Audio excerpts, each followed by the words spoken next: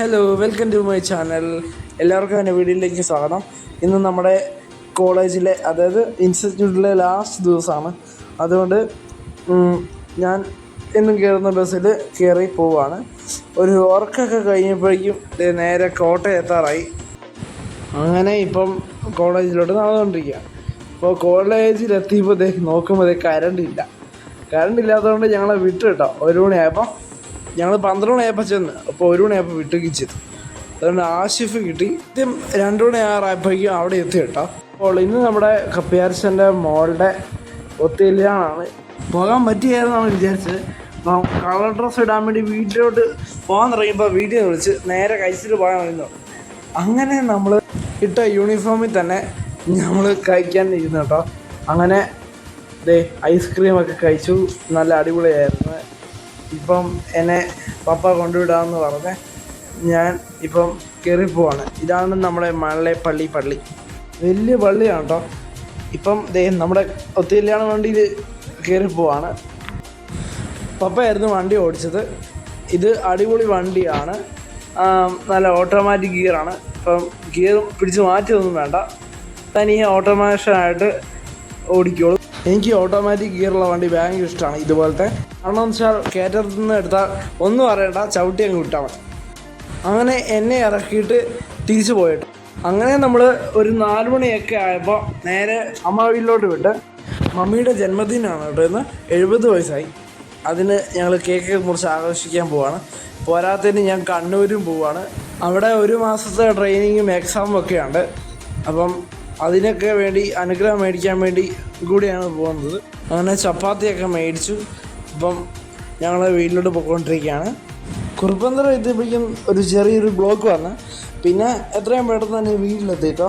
അപ്പോൾ വീട്ടിലെത്തിയപ്പോൾ AC റൂമിനകത്ത് ഇരിക്കുകയാണ്. നല്ല സുഖമാണ് കേട്ടോ. വന്നപ്പോഴേക്കും ചായയും പലഹാരമൊക്കെ എത്തി.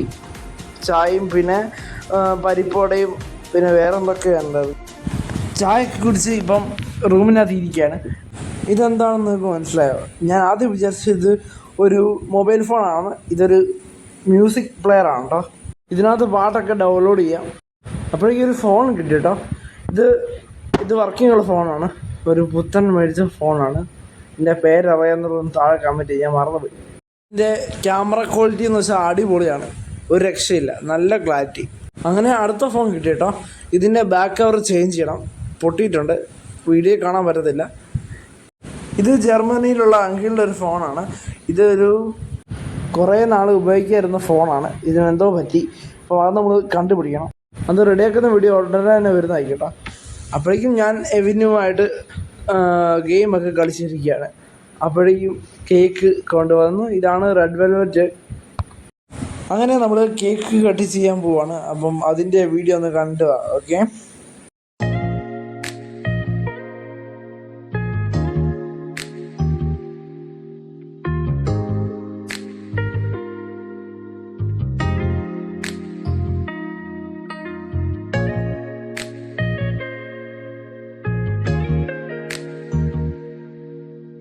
അങ്ങനെ നമ്മൾ പുറത്തോട്ട് ഇറങ്ങി കേക്കൊക്കെ കഴിച്ച് വയറൊക്കെ നിറഞ്ഞുകൊണ്ട് ഇപ്പം ചേച്ചിയോടൊക്കെ യാത്ര പറയുകയാണ്.